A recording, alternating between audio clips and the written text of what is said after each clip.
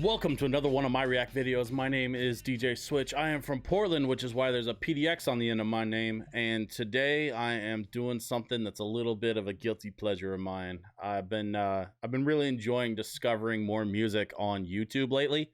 And in the process of discovering that music, I found a group called Scary Pockets that is a really funky cover group. That as far as I can tell, I think it's one of like Jack Conte's side projects. Jack Conte, of course, the founder of Patreon, and one half of the duo Pomplamoose, with I believe that's his wife, partner. I'm not exactly sure the appropriate title here, but yeah. So you'll see. I think I don't remember if he's in this video or not. But in most of the Scary Pockets videos, Jack Conte's on the keyboards, just kind of banging away on, playing either a stage piano or like a Rhodes or a, something kind of like funky keyboard thing.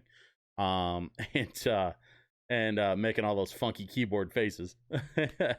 And so we're going to check out this one. This is a really recent, I think this came out 2 weeks ago, as of the time of this recording. And it's a cover of, frankly, one of my favorite songs of all time.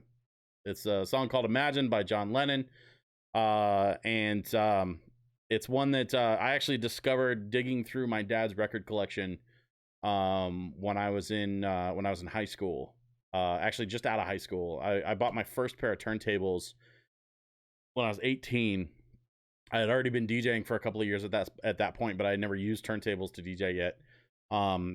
And to be completely honest with you, it would be several more years before I started using turntables professionally.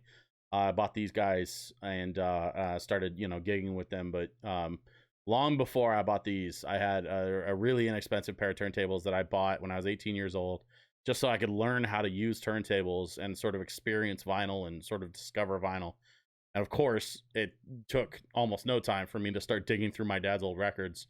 And I found a copy of John Lennon's solo album that he put out before he passed away called Imagine, that had the title track, that is just an incredibly well-renowned song. And if you're not familiar with the song Imagine by John Lennon, once we're done here, I strongly recommend checking it out. Just type John Lennon Imagine into YouTube and you'll be able to hear it, or Spotify or whatever you use to listen to music. But yeah, John Lennon's Imagine is just a truly iconic and special song. And so I'm really looking forward to checking out this cover from Scary Pockets here on YouTube. Imagine there's no heaven. Yeah. It's easy if you try. That's Jack. No hell. You can't see his beard through the mask. That's him. Yeah. Above us only sky.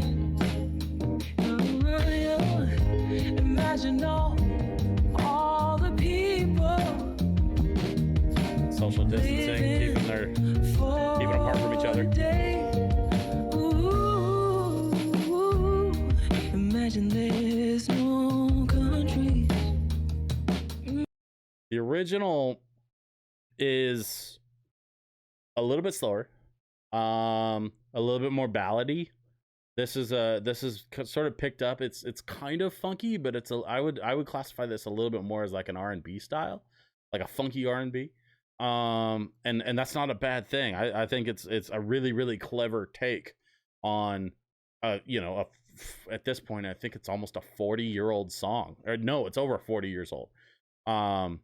Because the Beatles, because it came out in the 70s. So yeah, I mean, this song is over 40 years old. It's been heard, billions of times by billions of people. And so what do you do with a song it's that familiar to people, that's like that common and people know it that well? You have to find a new angle. If you're going to be out there making covers, if you can't, I mean, it's hard to make a good cover that's better than the original, right? Because it's John friggin' Lennon. Beatles fame, right? Like the dude's just like one of the biggest names, if not the biggest name in rock and roll history.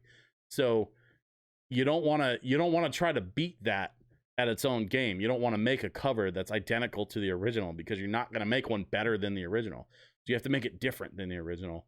And I think that they've achieved that here by going in more of an R&B and funk direction. It isn't hard to do. Beautiful. Her voice is so good. Nothing to kill or die for, and no religion to Bring a little pain into it. imagine all the people living life in peace. Oh, you. Okay. This is a great example of something that I'm hearing as may have been a flaw, but actually sort of lends to the piece. Let me explain. When the male vocal came into the background and you started hearing the harmonizing, he was kind of getting lost behind her. That's not terrible, but it sort of informs the process of this, right? Like, they're deep in the middle of a pandemic. They are recording this with a purpose, right? They're recording this track specifically because it speaks to the current situation in the world, and they are doing it in this way because it informs the current political situation in the world, and they are they're clearly social distancing. They're keeping apart from each other, even in the studio, because this is like a normal thing for them. They record in studio together so that they can play and communicate with each other. I mean, communication, I've said it before, communication in a live performance is absolutely vital. And one of the beautiful parts about a band like this that plays real instruments is they've got to be able to communicate with each other. And when they can, the end result is phenomenal. This is no exception. The only thing I wish they had done different, and maybe they just ran out of time, maybe they were just trying to kick this thing out the door because of the pandemic and because they didn't want to spend too much time on it, because maybe they were trying to get it out while it's relevant, or at least the message that they're trying to portray is relevant. So maybe it was a little bit rushed. That's possible. Again, not a terrible thing. I wish the male vocals had come in a little bit stronger, or been mixed just a little bit higher, so that we could hear a little bit more of him. Not less of her. I don't want to hear less of her, because she sounds amazing, right? I just want to hear a little bit more of him, a little bit more of a balance there. And maybe it's just my headphones, maybe it's just the interface that I'm listening on. I don't know what the difference is there between what I've got here and what they may have in their studio. I imagine their stuff is quite a bit more expensive than mine. But I'm not hearing a lot of him when he came in on that, and I wish those harmonies were just a little bit stronger. That's like my only complaint. I love everything else about this video. You may say that I'm a dreamer, but I'm not the only one. I hope someday that you'll join us. Yeah, I wish I had a little more of him. And the world will be as one. Yeah. When you have that much power in your lead vocal as a backup singer, you have to rise to meet it. Now, this is no criticism of that guy as a singer. Like, obviously he's in a completely different room, probably being recorded at a completely different time. So, like, I don't know what the situation is, but I don't think he's in the room. I don't see him in the big, like, wide shot with everybody, right? So he probably was recorded later. They probably mixed him into the video later, the recording on the track later. And so, maybe it was just like an oversight in the engineering part of things, where they were sort of doing the final mix down and blending everything together. I'm not sure what happened. Maybe it was a choice. Maybe they, did it on purpose because they thought that he was overpowering her too much and they brought him back down. I don't know what the decision was that was made there, but there's the second time now in the song that I'm hearing a lot of her, which is great because she's amazing, but the backup vocals just aren't there. They're not quite up at where she's at, and I really want to hear the both of them together, because if you can get the both of them, instead of being uneven, if you can get the both of them together on at least close to a level, like a level field, like sonically, that's where the real magic happens, is when you have two voices that sound like one. That's where the real effect, to me, comes from, and it's so hard to do, and I don't think that the mix engineer is doing them any favors here. Imagine no possessions. Ooh, I wonder if you can. No need for greed or hunger. Yeah, a brotherhood of men. Yeah, yeah, yeah. Imagine all the people living and sharing all the world. Well,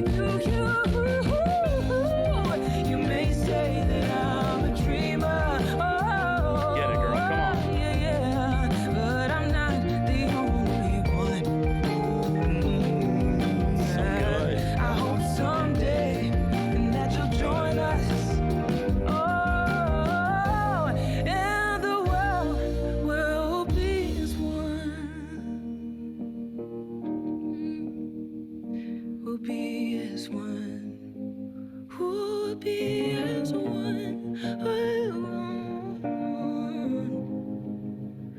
Oh, the world, the world, the world, the world. We'll be as one. Oh, no, no, I wanna see you.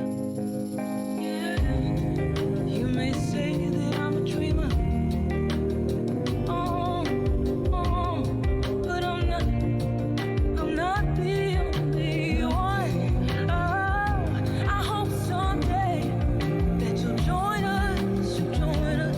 Oh, and the world will be, yeah. You may say that I'm a dreamer.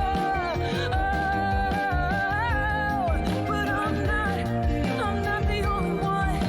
Ooh, I hope someday you'll join us. Oh, and the world will be as one. Yeah.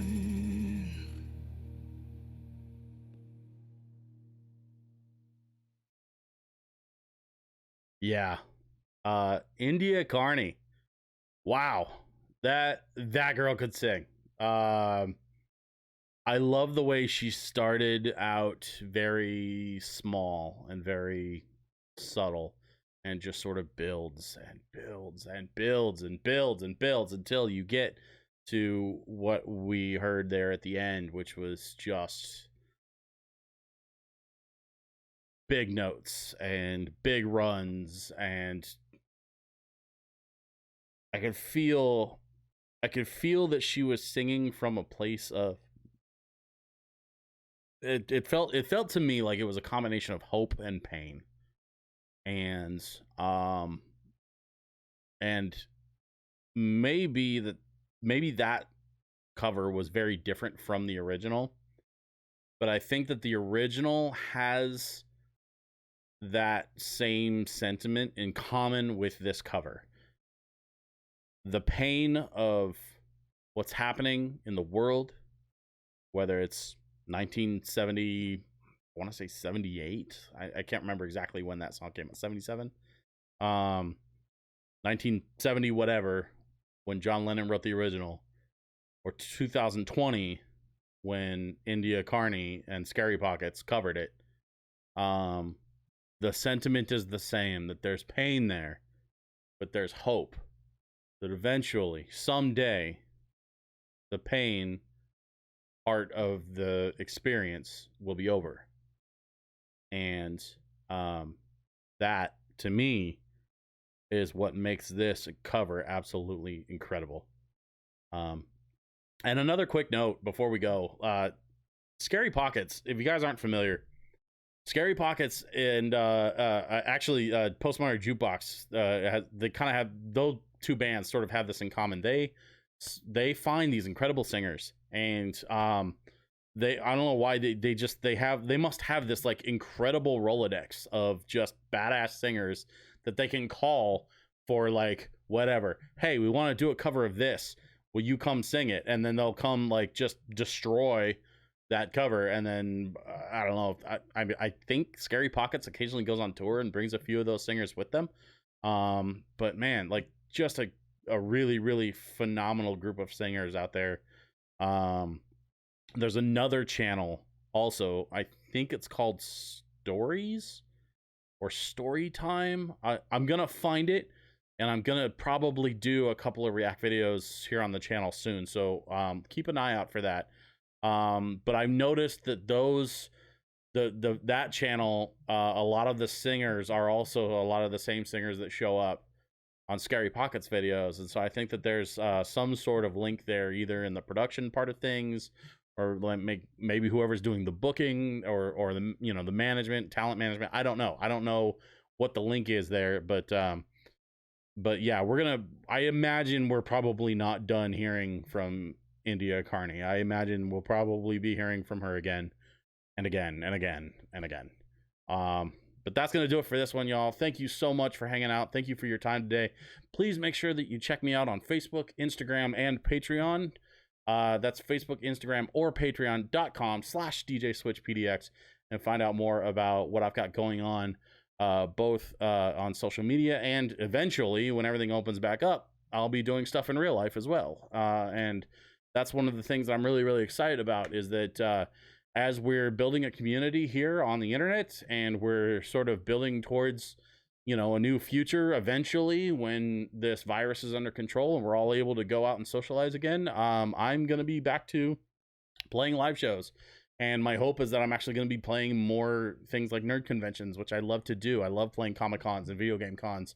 And so if you want to find out about that stuff, and you want to find out more about some of the other like sort of side projects that I've got going on, and some of the other content that I'm creating, all you got to do is hit me up, Facebook, Instagram, or patreon.com/DJSwitchPDX, and say hello. Until next time, thank you very much for watching this one, and I'll see you on the next one.